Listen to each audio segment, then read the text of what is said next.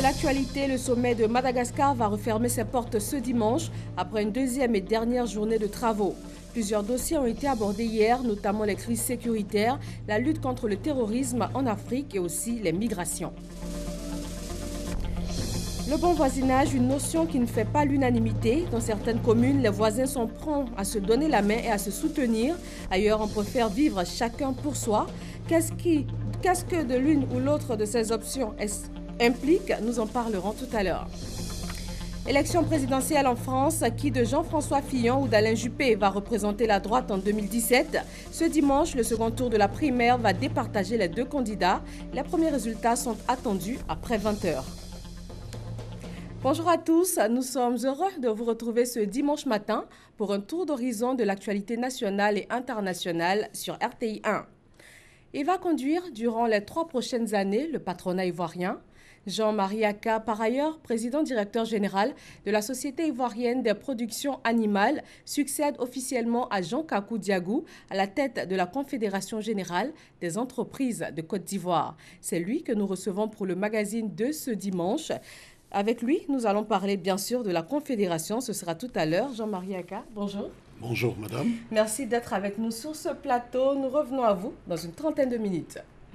Bien avant, direction Madagascar pour le deuxième et dernier jour du sommet de la francophonie. Une vingtaine de chefs d'État et de gouvernement y participent, dont le Premier ministre ivoirien Daniel Kablan-Duncan. Plusieurs annonces sont attendues dans la journée, comme le nom du prochain pays hôte pour l'édition 2018, les nouveaux admis à rejoindre l'OIF. Cette année, il y a 5 candidats. Et un autre sujet qui s'invite dans les débats, le terrorisme. La question de la prévention contre les risques de radicalisation a été abordée. Sur place à Antananarive, le Premier ministre ivoirien a été reçu par le président français. Daniel Kablan-Duncan et François Hollande ont notamment parlé des problèmes de santé en Afrique et spécifiquement en Afrique francophone. Le président Hollande a réitéré sa volonté d'appuyer le financement des programmes de développement sanitaire du continent. La délégation ivoirienne présente à Madagascar est en campagne pour la Côte d'Ivoire, candidate pour un siège de membre non permanent du Conseil de sécurité de l'ONU. Le corps diplomatique et les chefs de délégation en vue de rallier le monde francophone à la candidature ivoirienne. Awa Touré. La rencontre, rehaussée par la présence du Premier ministre et du président du Parlement malgache, s'est déroulée autour d'un cocktail offert par le président de la République Alassane Ouattara au corps diplomatique et aux chefs des délégations présents à Antananarivo. 25 ans après sa participation et toujours soucieuse d'assumer les responsabilités qui lui incombent au plan international, la Côte d'Ivoire est candidate au siège de membre non permanent du Conseil de sécurité de l'ONU. Elle veut ainsi apporter son expérience et participer à l'effort de paix à travers le monde. Forte du soutien de l'Afrique, la Côte d'Ivoire sollicite à présent le soutien de la communauté francophone. La Côte d'Ivoire est candidate pour partager sa philosophie, ses expériences et son engagement en faveur de la paix et de la sécurité dans le monde. C'est pourquoi nous plaidons au niveau de la grande famille francophone pour un soutien massif de tous ses membres à la candidature de la Côte d'Ivoire à ces postes de membres non permanents. Et nous comptons sur votre solidarité envers la Côte d'Ivoire, car vous êtes tous des pays amis, vous êtes notre vraie richesse. Le Premier ministre malgache a exprimé toute sa gratitude à l'État ivoirien pour sa participation au 16e sommet de la francophonie, avant d'ajouter que son pays, Madagascar, va soutenir la candidature de la Côte d'Ivoire au Conseil de sécurité de l'ONU. En marge de ce 15e sommet de la francophonie, la Commission nationale de la francophonie a initié ici à Abidjan une journée porte ouverte. Il s'agit de permettre aux jeunes de connaître la francophonie et de suivre en direct via la plateforme Mangrove les activités du sommet depuis Madagascar. Issa Yeo.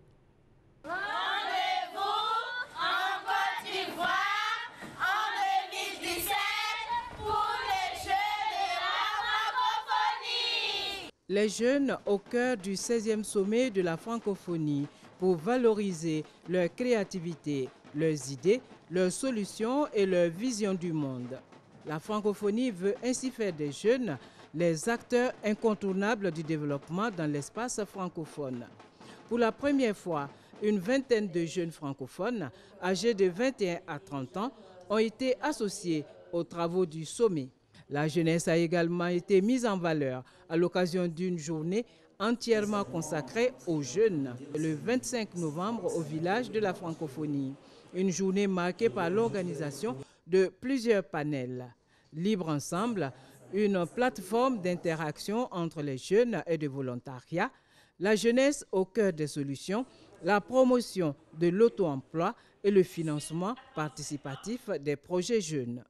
Les jeunes sont au cœur du dispositif institutionnel. Toutes les initiatives qui doivent être prises avec eux.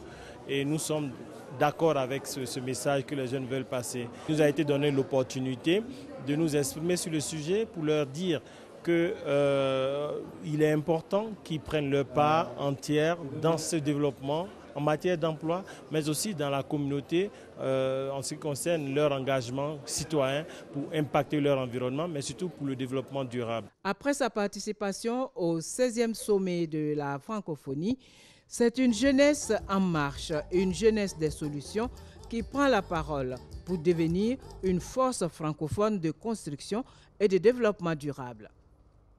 La question de l'auto-emploi a été abordée lors de cette rencontre de la francophonie. Le Centre de recherche et d'action pour la paix s'inscrit dans cette logique. Il vient de remettre des équipements et des certificats de fin d'apprentissage à 183 jeunes filles et garçons des communes de Cocody et d'Abobo. Ils ont bénéficié de formations allant de 1 à 3 ans grâce à l'action sociale en milieu urbain, le pôle social du CERAP. La remise de diplôme a été l'occasion pour ces jeunes de présenter tout leur savoir-faire. Sidonie Davila. Esther Zamblelou, 25 ans, aborde fièrement une tenue qu'elle a elle-même confectionnée.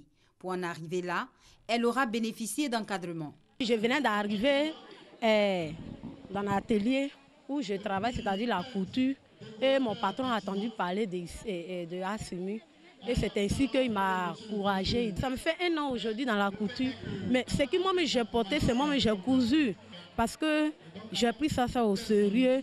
En plus d'Esther, 183 jeunes, toutes formations confondues, sont à l'honneur ce vendredi et reçoivent un certificat de fin de formation, tableau d'honneur et équipement professionnel. Je vais dire merci beaucoup à l'ASMU parce qu'aujourd'hui, j'ai reçu les machines, les matériels pour mon travail. Quand il rentrait dans mécanique auto, je ne connaissais pas le nombre de créés. Bon, aujourd'hui, je connais. Il arrive à me défendre. Mon patron me met dans un travail. Quand lui-même vient, maintenant il sait qu'il gagne la main un peu. Donc il peut me faire confiance. Leur réussite professionnelle, ces jeunes apprenants la doivent à l'ASMU, Action sociale en milieu urbain, une entité du Centre de recherche et d'action pour la paix, CERAP. Nous sommes aujourd'hui très heureux. C'est un grand moment pour nos jeunes puisque en fait, ils reçoivent leurs équipements qui va leur permettre en fait, d'apprendre bien leur métier, de pouvoir aussi gagner leur vie. Et puis les certificats, c'est l'aboutissement de 3 ans en fait, d'apprentissage, de courage, parce que ces jeunes ont le courage d'apprendre un métier, d'aller aux cours d'alphabétisation, d'aller aux formations complémentaires, de formation humaine, de formation en gestion, d'éco-citoyenneté aussi. Voilà, donc pour nous, nous formons de manière globale les jeunes. L'ASMU enregistre pour cette année 14 jeunes admis au CEPE, certificat d'études primaires élémentaires. Et chaque année, ce sont en moyenne 400 jeunes déscolarisés, analphabètes, issus de familles démunies qui apprennent avec le pôle social du CERAP un métier de leur choix dans plusieurs domaines de l'artisanat, couture, mécanique, cuisine, pâtisserie et autres.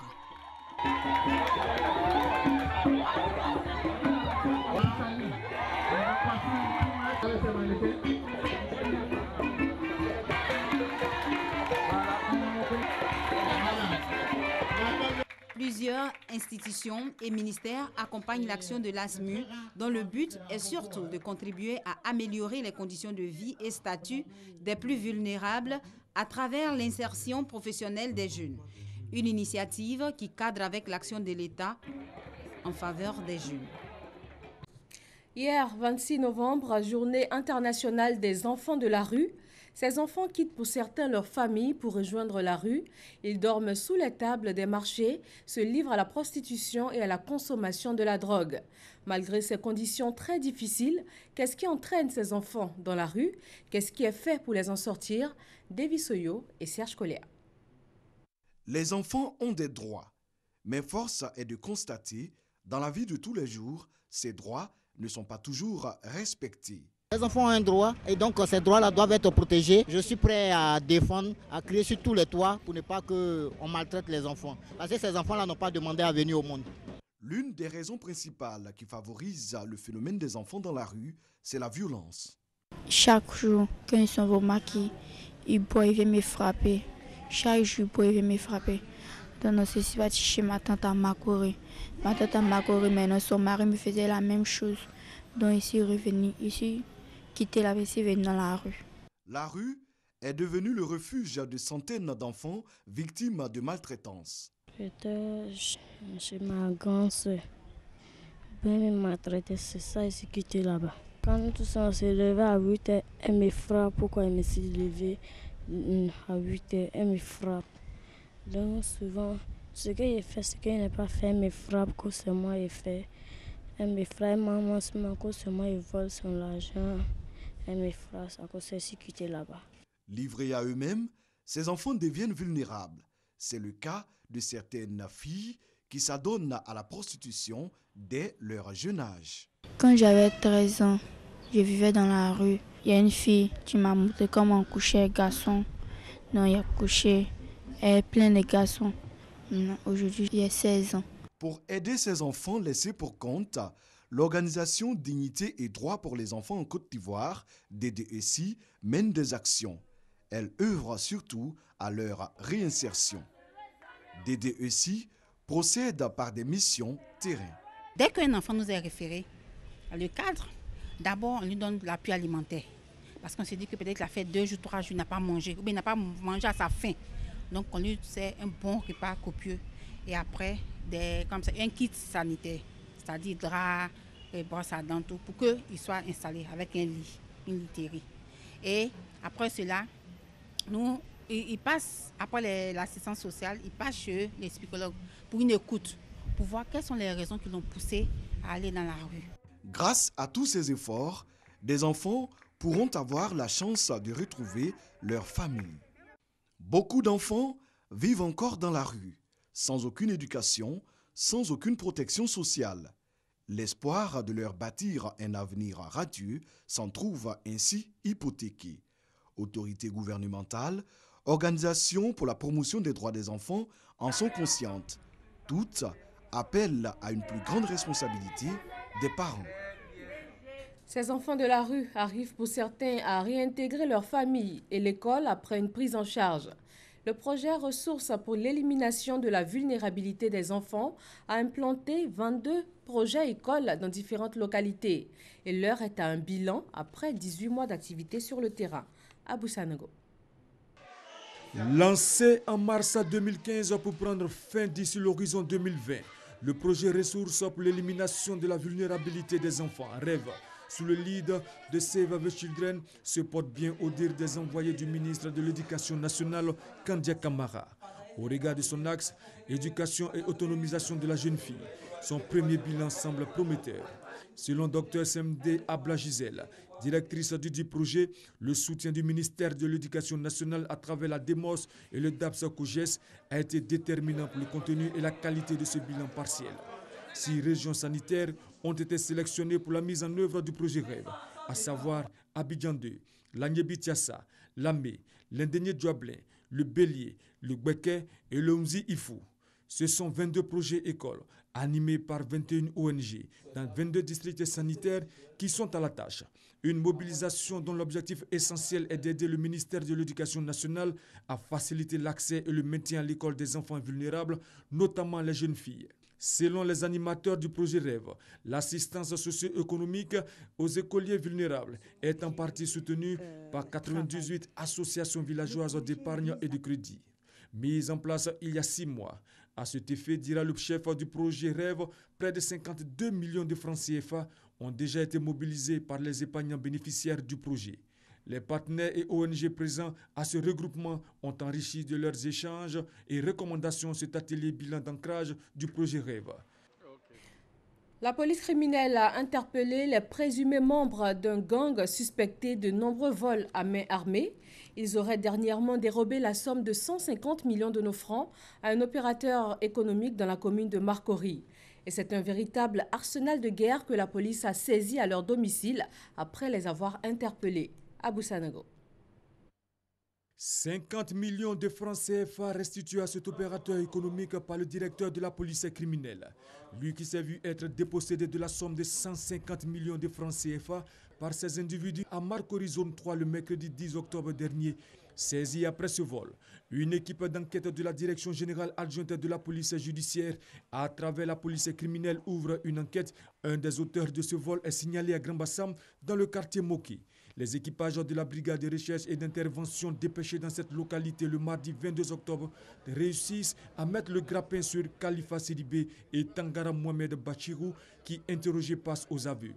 Les perquisitions effectuées à leur domicile permettent de saisir cet arsenal de guerre, ainsi que la somme de 50 millions de francs CFA, somme restituée à son propriétaire à la direction de la police criminelle. Les enquêtes se poursuivent pour retrouver le troisième membre de ce gang. Mais en attendant, Khalifa et Bachirou seront conduits devant le parquet pour répondre de leurs actes. Les agents de l'aéroport international Félix Houphouët-Boigny d'Abidjan se mettent ensemble. Ils veulent créer une plateforme qui va être une plateforme aéroportuaire de référence. Herman Guivet. La plateforme aéroportuaire d'Abidjan, c'est leur environnement de tous les jours. Assister les différentes compagnies aériennes qui desservent l'aéroport international Félix Houphouët-Boigny d'Abidjan, Port-Boué, c'est leur mission principale. Les agents de la régie d'assistance en escale sont constamment à l'œuvre, de jour comme de nuit, pour relever le défi de la qualité et de la performance. Regroupés au sein d'une mutuelle, la Marae, ces travailleurs, tout en reconnaissant le mérite du gouvernement dans l'amélioration de leurs conditions de travail, veulent aussi mettre en relief le social. Le plus sacré de nos devoirs est l'acquisition d'un logement ou d'un terrain. De ce fait, notre engagement et responsabilité s'avèrent plus que jamais importants. Dans cette quête, la Marae peut compter sur des appuis. Pour le reste, la mutuelle continue de mobiliser et d'exhorter ses membres à accompagner le gouvernement, la tutelle, le ministère des Transports dans l'atteinte de ses objectifs en matière de services aéroportuaires performants et de qualité. Plus de 48 millions de nos francs ont été octroyés aux meilleurs acteurs du monde des transports. Le ministère des Transports récompense ainsi les lauréats de la Journée nationale de l'excellence, Perpétue Pan et Isaïo.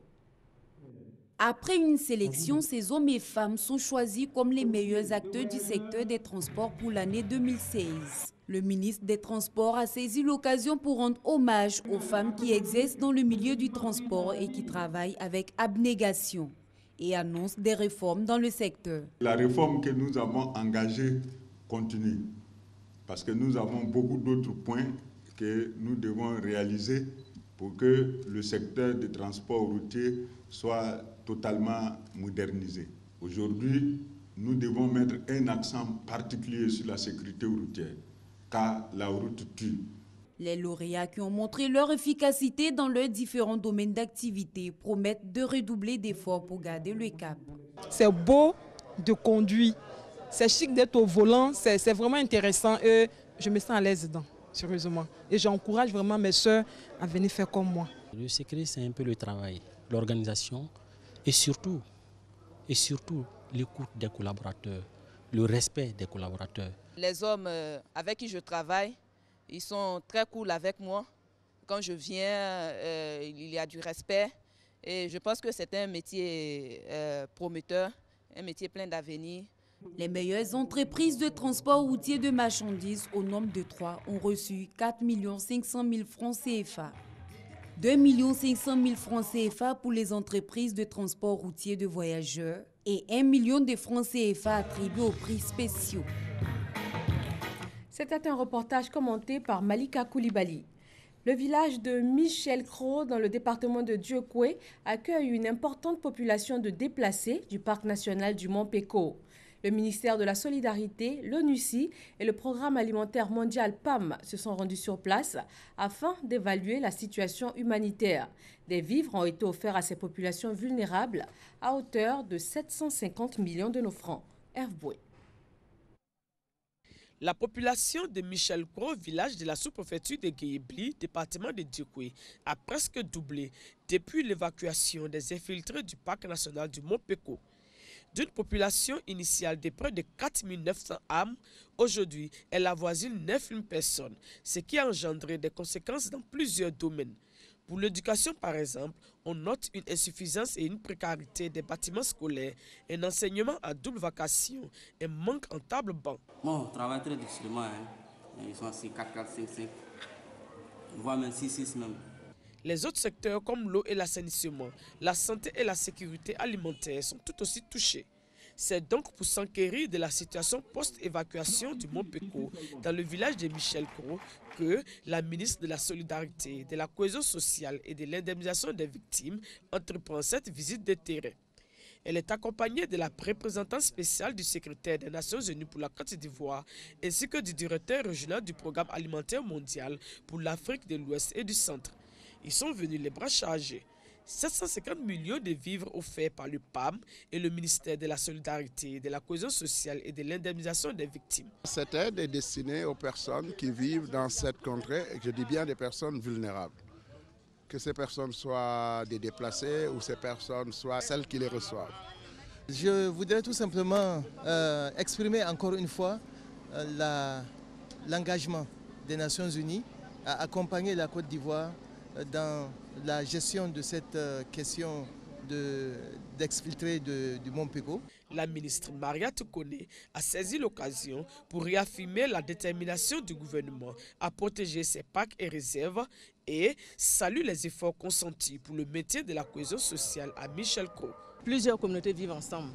C'est vrai qu'il y a un engorgement, il y a beaucoup de gens qui sont là, il y a un surpeuplement, mais ça se passe vraiment dans la convivialité. Et ce vivre ensemble-là est en train d'être jugulé par les chefs de communauté. C'est ce que nous souhaitons, préserver la paix sociale dans la région en attendant que des solutions durables soient trouvées. Et justement, des actions vont être amplifiées grâce à l'appui financier des Nations Unies et dans les tout prochains jours, un comité mixte ivoiro-burkinabé effectuera une mission pour évaluer la situation post-évacuation du parc national du Mont.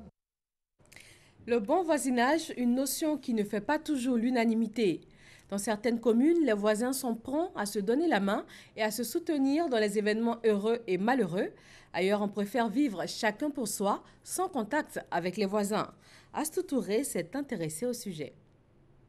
Bon, le bon voisinage, c'est quand vous attendez, vous faites tout ensemble. En principe, quand tu viens à ton habituel, ta voisine a un problème, tu peux aller auprès d'elle. Ah, ma copine, j'ai un problème, je peux faire face à ça. Vous aidez, vous êtes ensemble, vous attendez. Bon voisinage, tout le monde s'attend, c'est bon. Toujours par là, de gauche à droite, lui l'a dit ça, c'est pas bon. Parce que quand tu as ton voisin là, demain, là, si tu as un problème, avant que tes parents vont venir, c'est tes voisins d'abord. Telle la langue et les dents, la nature nous amène à cohabiter, mais les relations entre voisins sont souvent conflictuelles. Des voisins peuvent être gênants ou palabreux. On vit très mal les voisinages, surtout cour commune, c'est invivable. Toujours les discours inutiles, palabres ici. Vraiment, on souffre. Ce visage du voisinage, Assita Dao et ses voisins ne le connaissent pas. Chez eux, à Abobo, l'entraide, le partage et la solidarité sont pour ces derniers des valeurs sacrées et l'une des devises est quand il y en a pour un, il y en a pour tous. Bon, depuis 1984, je suis là. Voilà, je vis avec ma petite famille. On vit en paix ici, il n'y a pas de problème. Souvent, ta voisine peut venir te demander quelque chose et puis après, elle ne ramène pas. Mais on prend ça comme ça à cause du voisinage. Riviera Palmeraie, quartier qui rime pour beaucoup avec individualisme ou vit en autarcie, une cité appelée la Cité du Bonheur se démarque des autres. Ses habitants ont décidé de se mettre ensemble pour prôner les valeurs traditionnelles de fraternité, de partage, de solidarité, avec pour socle la communication. À l'origine, les peuples africains, c'est la solidarité. Mais on a voulu embrasser le comportement européen, mais qui en réalité ne nous va pas. Quand on organise les manifestations, cet esprit de bon voisinage, cet esprit d'entraide, cet esprit de solidarité, on voit que ça sied à tous. tout le monde aime ça. Donc en réalité, on a des comportements qui en réalité ne sont pas les nôtres.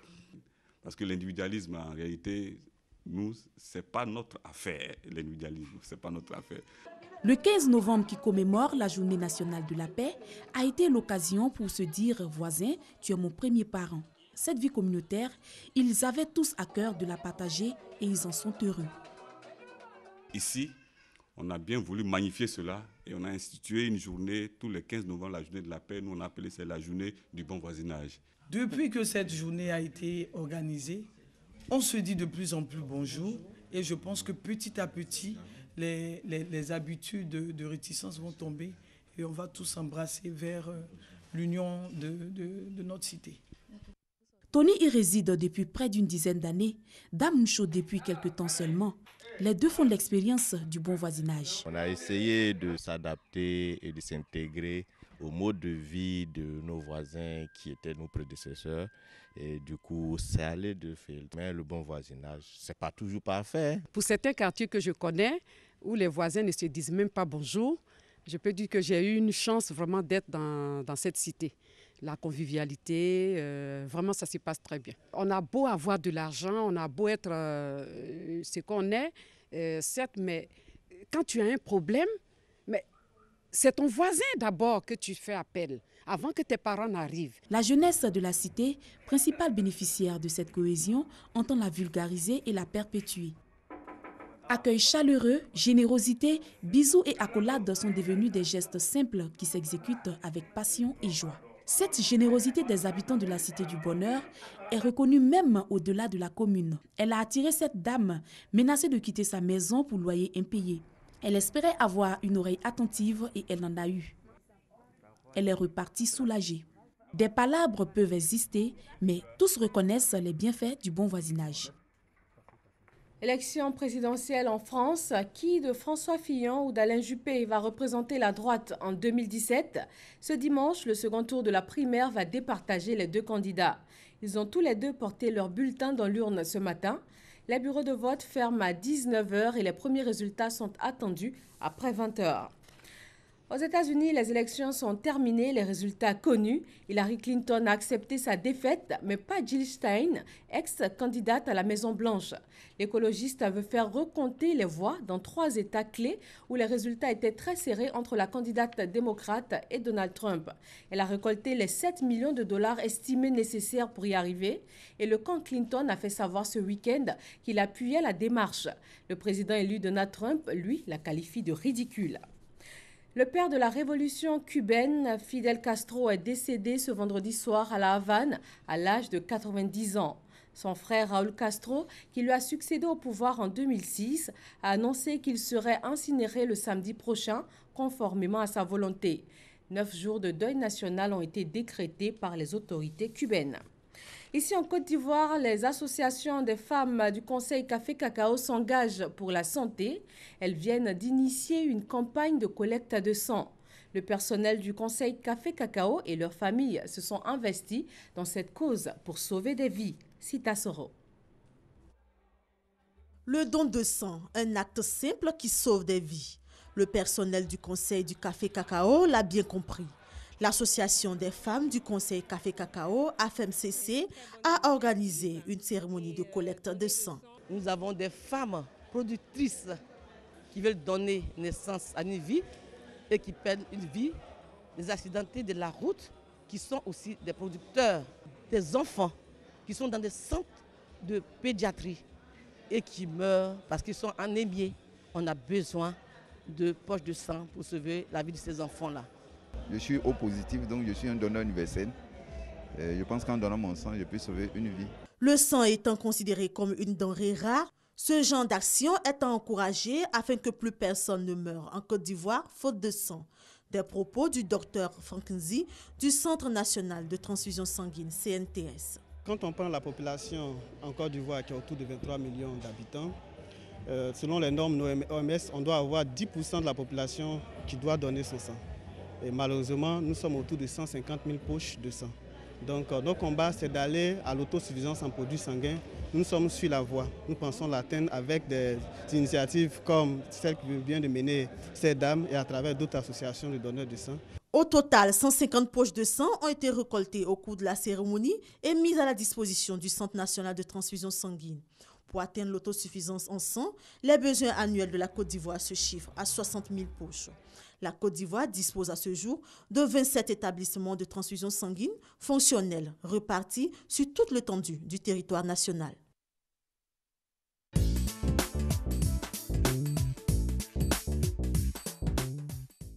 Bienvenue dans le magazine de ce dimanche. Zoom aujourd'hui sur la Confédération générale des entreprises de Côte d'Ivoire, CGECI. Les quelques 1500 entreprises du patronat ivoirien représentent plus de 14 000 milliards de francs CFA de chiffre d'affaires et participent à hauteur de 80% aux recettes de l'État. Une entité qui a donc son pesant d'or dans l'économie ivoirienne. Jean-Marie Aka, le tout nouveau patron des patrons ivoiriens, est avec nous ce dimanche. Rebonjour, monsieur Aka. Bonjour. Vous étiez vice-président de la CGECI depuis 2014 et vous succédez aujourd'hui à Jean Kakou Diagou pour les 3 prochaines années. Quels sont les axes majeurs de ce mandat que vous commencez? Nous allons bien sûr en parler. Ce sera tout juste après ce reportage de Mahama Traoré et Jean-Jacques Kwame. Désigné le 27 octobre dernier par le conseil d'administration, Jean-Marie Aka a officiellement pris fonction ce jeudi comme nouveau président de la Confédération générale des entreprises de Côte d'Ivoire, CGECI.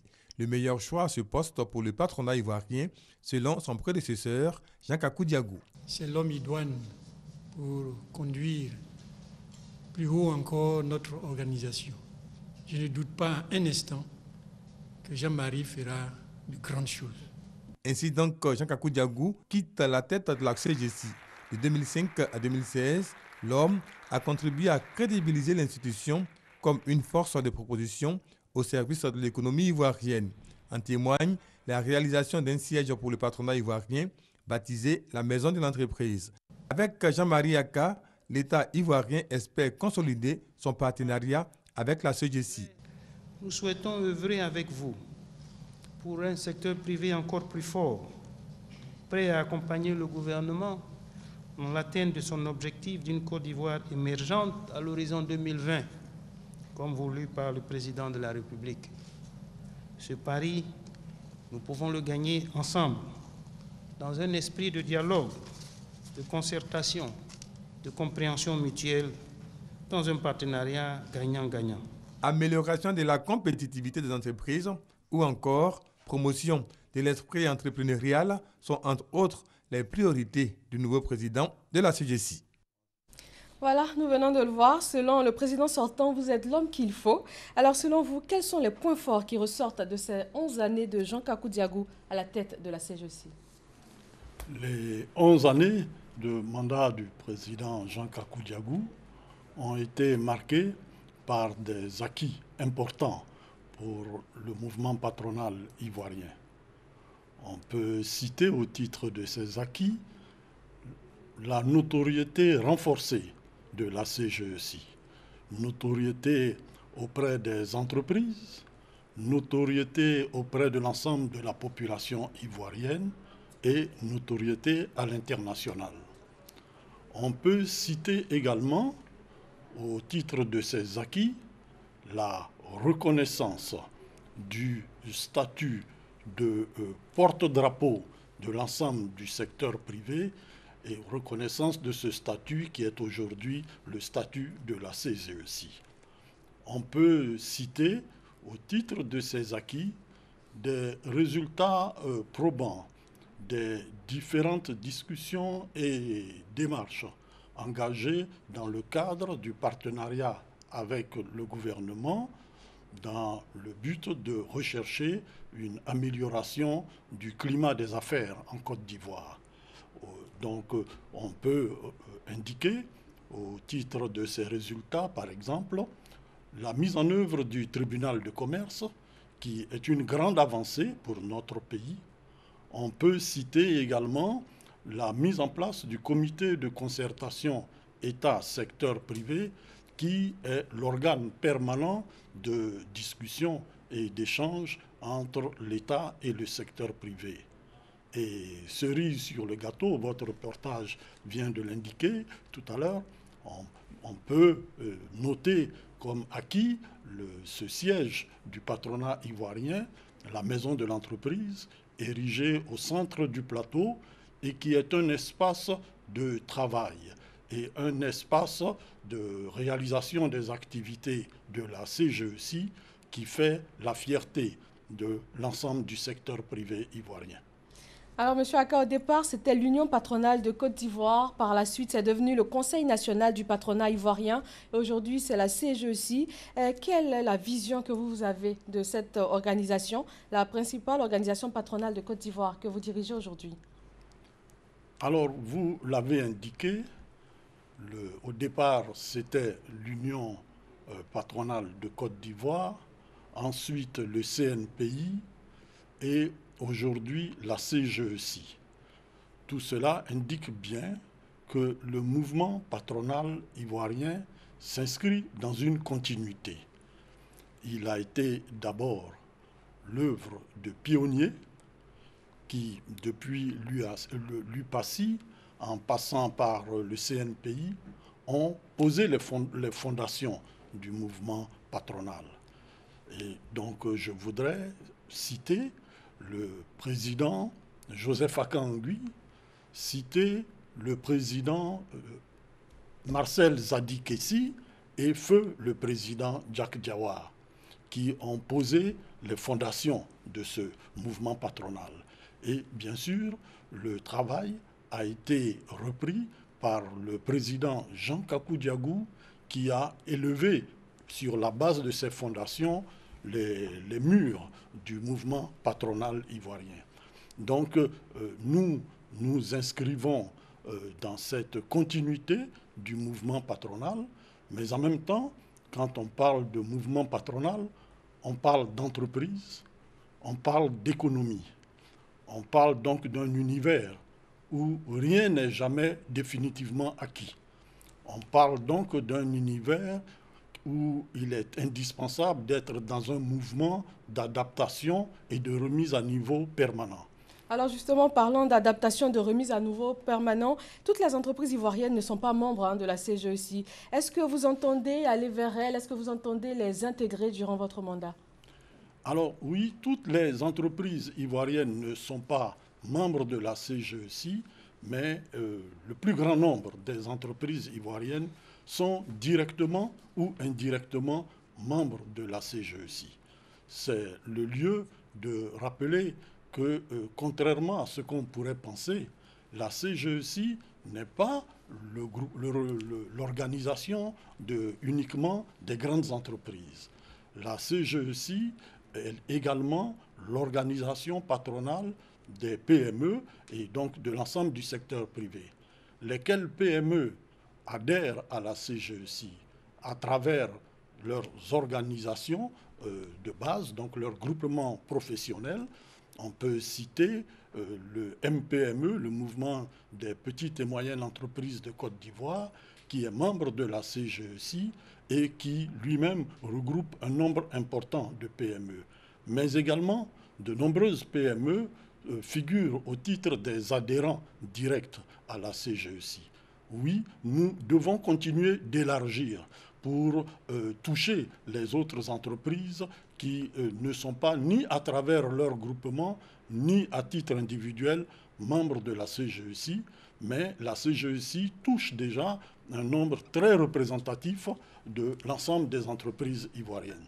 Alors la CGECI fédère plus de 1500 entreprises, c'est bien cela, qui cumulent 14 000 milliards de francs CFA de chiffre d'affaires et plus de 200 000 emplois et participe à hauteur de 80% aux recettes de l'État. Mais le secteur privé décrit très souvent une forte pression fiscale. Qu'est-ce que vous envisagez pour améliorer les choses dans ce sens?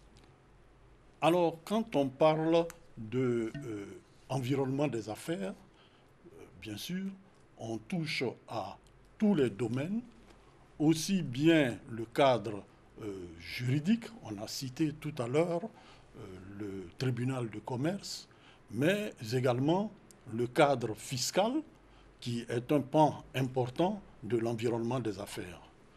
Nous avons contribué avec le gouvernement au niveau de la CGECI à une étude importante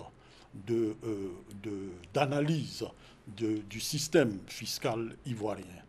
Les travaux de cette étude ont été versés au gouvernement, bien sûr, vu sous l'angle du secteur privé, et le gouvernement est en train d'en faire sa lecture, vu sous l'angle donc du gouvernement, et nous nous attacherons sur les prochains mois, dans le cadre de ce partenariat tout à fait objectif et fécond que nous entretenons avec le gouvernement, à monitorer l'ensemble de ce travail pour voir quelles sont les mesures qui pourront être retenues pour une fiscalité gagnant-gagnant avec l'État, entre l'État et les partenaires privés. Une fiscalité qui réponde aux soucis du secteur privé de rechercher un allègement de la charge fiscale et qui soit en même temps compatible avec les objectifs de l'État. Alors, M. Aka, j'allais vous dire tout à l'heure que la CGEC contribue souvent à l'élaboration des lois sur la finance. J'allais vous demander, est-ce que vous auriez aimé changer tout de suite, mais c'est sur la fiscalité? À bien écouter ce que vous venez de dire. Ce sera bien ça, sur la fiscalité? Non, sur la fiscalité, il ne s'agit pas de changer tout de suite. Un allègement fiscal, comme vous le disiez. Donc, nous, c'est une démarche continue, permanente. Nous allons donc poursuivre les discussions avec le gouvernement pour étudier l'analyse complète qui a été faite et passer en revue les différentes propositions formulées et voir concrètement ce qui peut être retenu pour un système fiscal ivoirien qui soit encore plus incitatif, pour les investisseurs, qui soit plus incitatif pour les entreprises en activité en Côte d'Ivoire. Et bien sûr, nous pensons que, porté par la croissance dynamique de notre pays, il y a une fenêtre qui peut nous permettre de combiner les deux objectifs pour atteindre une fiscalité allégée et qui resterait compatible avec les objectifs de recettes fiscales de l'État. Si vous nous rejoignez, nous sommes avec M. Jean-Marie Aka, président de la CGEC, et nous allons à présent aborder les défis qui vous attendent. Comment comptez-vous améliorer la compétitivité des entreprises nationales, notamment les PME dont vous avez parlé tout à l'heure?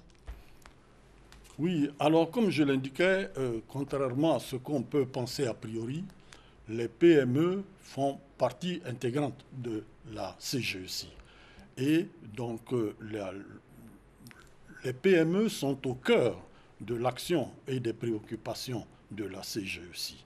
D'abord parce qu'elles sont membres de la CGEC et ensuite parce que nous avons clairement conscience, nous savons qu'il est indispensable de bâtir un tissu de PME et de PMI, de petites et moyennes entreprises et de petites et moyennes industries, de bâtir donc un tissu dense, un tissu de PME performante pour soutenir un développement économique et pour générer un développement économique et une croissance économique qui soit inclusive.